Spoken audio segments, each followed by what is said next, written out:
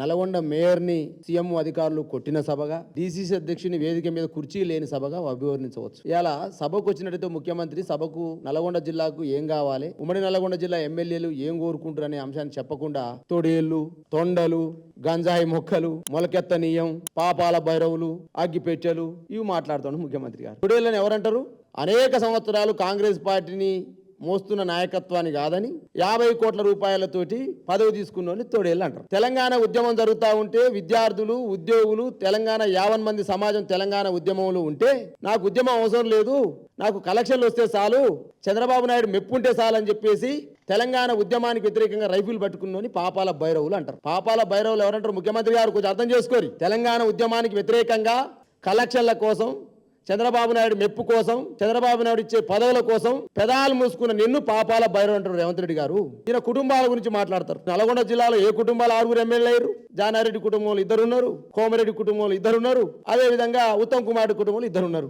6 కుటుంబాలు 6కి అప్పచెప్పిన ఒక నల్గొండ జిల్లాని మరి ఏమని మాట్లాడాలి? మిమ్మల్ని మూసీలో కంపు ఉంది, నీ నూరులో కూడా కంపు ఉంది, ఇష్టం వచ్చినట్టు మాట్లాడుతా ఉన్నావు. కేసీఆర్ ఏం చేయలేరా? మా మాజీ శాసనసభ్యులు ఏం చేయలేరా? ఇలా బసవాపురం రిజర్వాయర్ దగ్గర పో, కేసీఆర్ ఆనవాళ్ళు కనపడతాయి. నల్గొండ జిల్లాలో కేసీఆర్ ఏం చేశారు ముఖ్యమంత్రిగా ఉన్నప్పుడు? 11.39 టీఎంసీలతోటి 1751 కోట్లతోటి అనేక లక్షల ఎకరాలకు నీరు ఇవ్వాలనే సంకల్పంతో బసవాపురం రిజర్వాయర్ కట్టినటువంటి ఘనత బీఆర్ఎస్ ప్రభుత్వానికి, కేసీఆర్ సర్కార్కు దక్కింది. ఒక యాదాద్రి టెంపుల్ ని డెవలప్ చేయాలని చెప్పేసి 1800 కోట్ల రూపాయలతోటి అద్భుతమైనటువంటి ఒక అధునాతనమైనటువంటి దివ్యక్షేత్రాన్ని నిర్మించినది కేసీఆర్ ఘనతగా చెప్పుకుంటా ఉన్న నల్గొండ జిల్లా ప్రజలు. 3 జిల్లాలుగా ఏర్పాటు చేసి 3 మెడికల్ కాలేజీలు ఏర్పాటు చేసిన చరిత్ర బీఆర్ఎస్ ప్రభుత్వానికి, కేసీఆర్ గారిది. నువ్వు నిన్న చెప్పినటువంటి బహిరంగ సభ ఏదైతే ఉందో ఆ బహిరంగ సభ పెట్టిన నాగార్జున డిగ్రీ కళాశాలకు నిధులిచ్చిన ఘనత కూడా కేసీఆర్ గారికి దక్కుతుంది. హైట్ ఫామ్ల లిఫ్ట్ అయినా, ధర్మారెడ్డి కాలువైనా, బునాది గాని కాలువైనా, మూసీ సంబంధించినటువంటి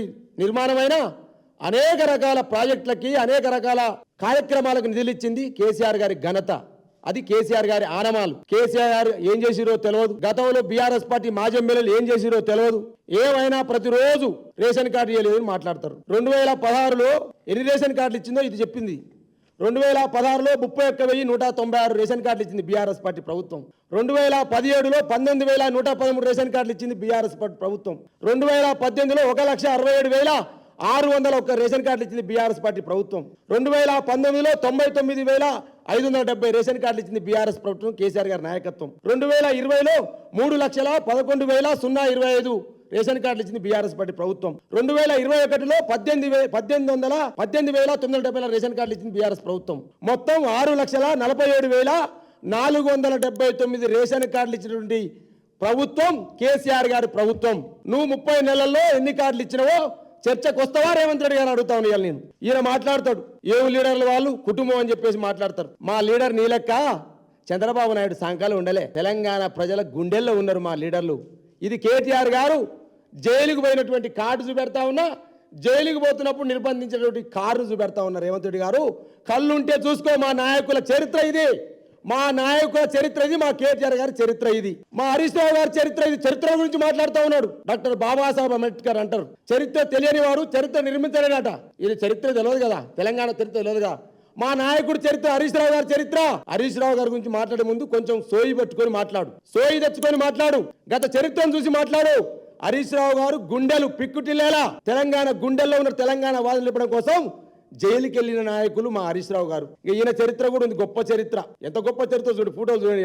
50 లక్షల బ్యాగు తోటి తెలంగాణ ప్రభుత్వాన్ని కూలగొట్టాలని, ప్రభుత్వాన్ని కూలదోయాలని చేసిన చరిత్ర రేవంత్ రెడ్డి గారిది. ఈయన కూడా చరిత్ర గురించి మాట్లాడతాడు. రేషన్ కార్డు ఇవ్వలేదు అబద్ధాలే మాట్లాడతాడు, చరిత్ర కూడా తప్పే చెప్తా ఉన్నాడు. కాబట్టి ముఖ్యమంత్రి రేవంత్ రెడ్డి గారు, ఈ రాష్ట్రంలో నువ్వు చరిత్రహీనమైన ముఖ్యమంత్రిగా మిగిలిపోవడం తప్పదని చెప్పేసి ఇలా కూడా బీఆర్ఎస్ పార్టీకి హెచ్చరిస్తా ఉన్నాం.